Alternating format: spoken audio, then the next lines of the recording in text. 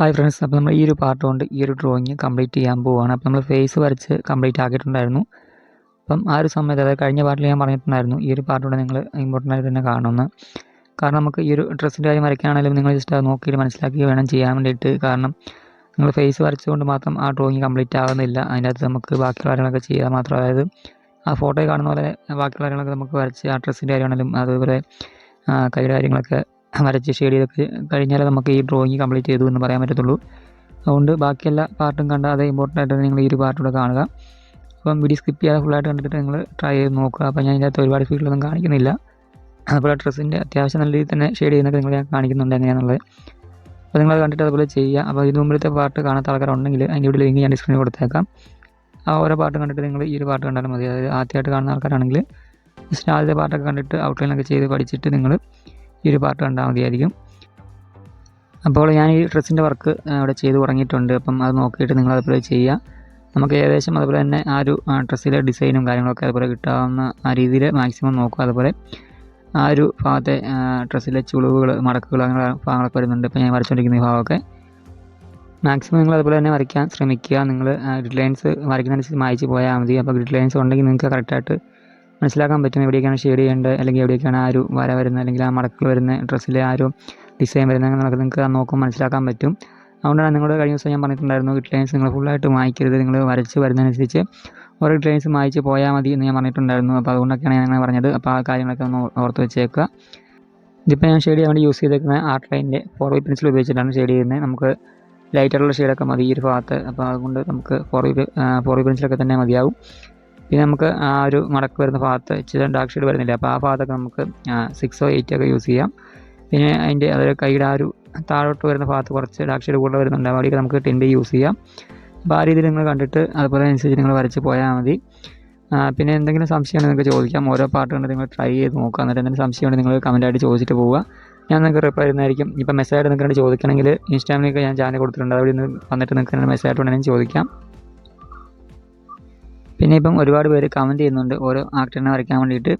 അപ്പോൾ ഞാൻ ഇനി ചെയ്യുന്നത് വെച്ചാൽ നമുക്കിനി നിങ്ങൾ വരയ്ക്കാൻ പറയുന്ന ആക്ടറിൻ്റെ പേരൊക്കെ ഞാൻ കമൻറ്റ് ടാബിൽ ഇട്ടേക്കാം. അപ്പം അതിൽ നിങ്ങൾക്ക് ഇഷ്ടമുള്ള ഏത് ആക്ടറാണോ ആ ഒരു ആക്ടറിൻ്റെ നിങ്ങൾ സെലക്ട് ചെയ്യുക. അപ്പോൾ അതിൽ ഏറ്റവും കൂടുതൽ വോട്ട് വരുന്ന ഏത് ആക്ടറിൻ്റെ പേരിനാണോ ആക്കാണോ അപ്പോൾ ആ ഒരു ഡ്രോ ഞാൻ ചെയ്യുന്നതായിരിക്കും. ഓരോരുത്തരും ഓരോ മൂവി നെയിം പറഞ്ഞിട്ടായിരിക്കും ചിലപ്പം പറയുക, ഈ ഒരു മൂവിയിൽ വരയ്ക്കാനായിരിക്കും പറയുക. അപ്പം അങ്ങനെ ചിലപ്പോൾ ഞാൻ മൂവിയുടെ നെയിം ആയിരിക്കും ഇടുക. അപ്പം നിങ്ങൾ അത് സെലക്ട് ചെയ്താൽ മതി.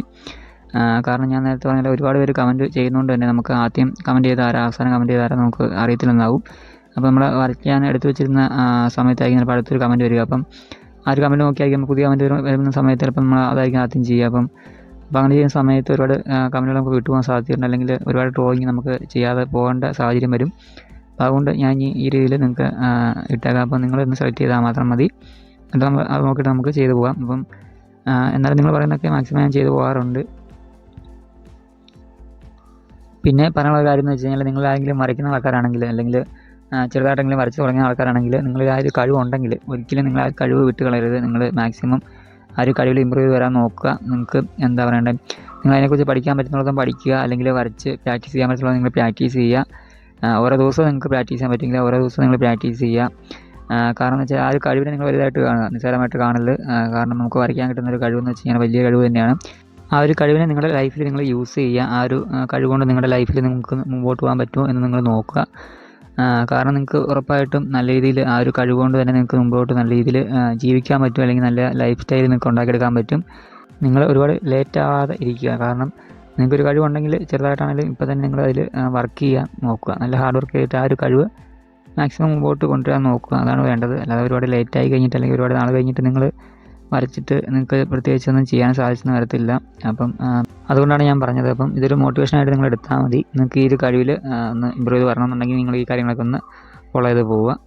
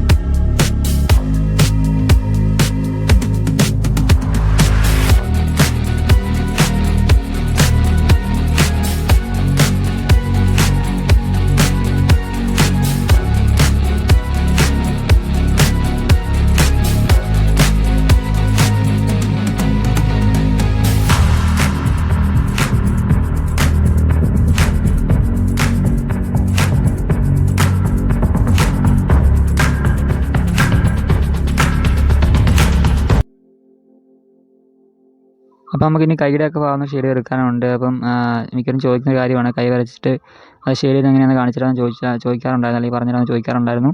അപ്പോൾ നമുക്ക് അതിന് പ്രത്യേകം വീഡിയോ ചെയ്യണമെന്നില്ല. നമുക്കിങ്ങനെ ഒരു ഡ്രോ ചെയ്യുന്ന സമയത്ത് അതിനകത്ത് കൈയൊക്കെ വരയ്ക്കുന്ന സമയത്ത് നമുക്കതൊക്കെ പറഞ്ഞു തന്ന് പോകാനുള്ളൂ. അതുകൊണ്ടാണ് പ്രത്യേകം ഞാൻ ചെയ്യാഞ്ഞത്.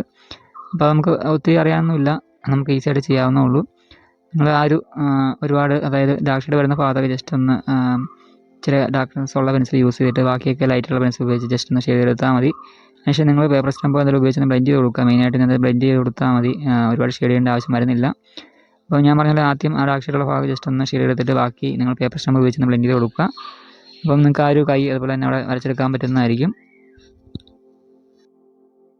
ഇപ്പം നിങ്ങൾ കൈ വരയ്ക്കുന്ന നിങ്ങൾക്ക് ബുദ്ധിമുട്ടാണെന്ന് തോന്നിക്കഴിഞ്ഞാൽ നിങ്ങൾക്കത് ബുദ്ധിമുട്ടായി തന്നെ മാറത്തുള്ളൂ. ആ സമയം നിങ്ങൾ വരച്ച് നോക്കിയിട്ട് തെറ്റിപ്പോവാണെങ്കിൽ തെറ്റിക്കോട്ടെ, നിങ്ങൾ വീണ്ടും പ്രാക്ടീസ് ചെയ്താൽ മതി, വരച്ച് നോക്കിയാൽ മതി. അപ്പോൾ അതനുസരിച്ച് നിങ്ങൾ ഇമ്പ്രൂവ് ചെയ്ത് വരും.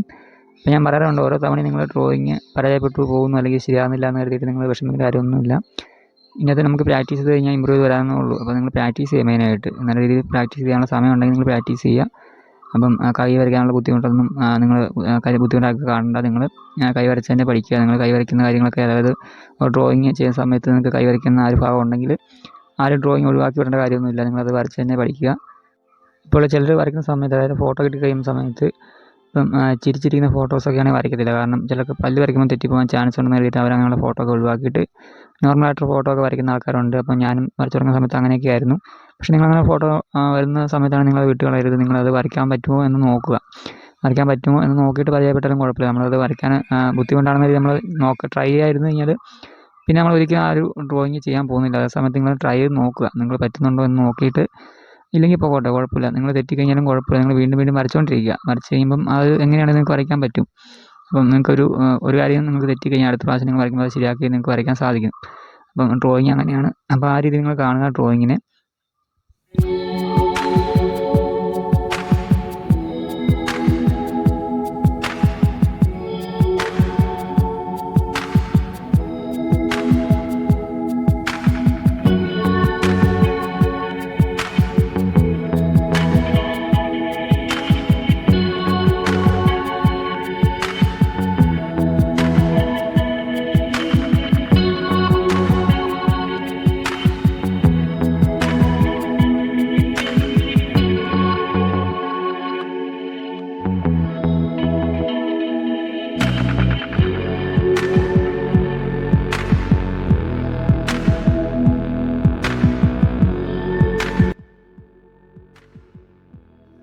അപ്പോൾ ഇനി നമുക്ക് വളരെ കുറച്ച് ഭാഗങ്ങൾ എടുക്കുന്ന ഷെയ്ഡ് എടുത്ത് കഴിയുമ്പോഴത്തേക്കും ഈ ഒരു ഡ്രോയിങ് കംപ്ലീറ്റ് ആവും. അപ്പം വീഡിയോ ഇഷ്ടമായി തീർച്ചയായും ലൈക്ക് ചെയ്യുക, അതുപോലെ ഇന്ന് ട്രൈ ചെയ്ത് നോക്കുക. നിങ്ങൾക്ക് ഈസിയായിട്ട് വരയ്ക്കാവുന്നുള്ളൂ. ഇനി ഡ്രോയിങ് പഠിക്കാൻ ഇൻട്രസ്റ്റ് ഉള്ള ആൾക്കാർക്ക് നമ്മുടെ ചാനൽ ഒന്ന് സബ്സ്ക്രൈബ് ചെയ്ത് വെച്ചേക്കാം. നിങ്ങൾക്ക് യൂസ് ആകുന്ന ഒരുപാട് ഡ്രോയിങ് വീഡിയോസ് നമ്മുടെ ചാനൽ അപ്ലോഡ് ചെയ്യുന്നതായിരിക്കും. അപ്പോൾ അത് കണ്ടിട്ട് നിങ്ങൾ പ്രാക്ടീസ് ചെയ്യാവുന്നതും ഈസിയായിട്ട് ഡ്രോയിങ് പഠിക്കാവുന്നുള്ളൂ. പിന്നെ എന്തെങ്കിലും സംശയം നിങ്ങൾക്ക് കമൻറ്റായിട്ട് ചോദിക്കാവുന്നതാണ്.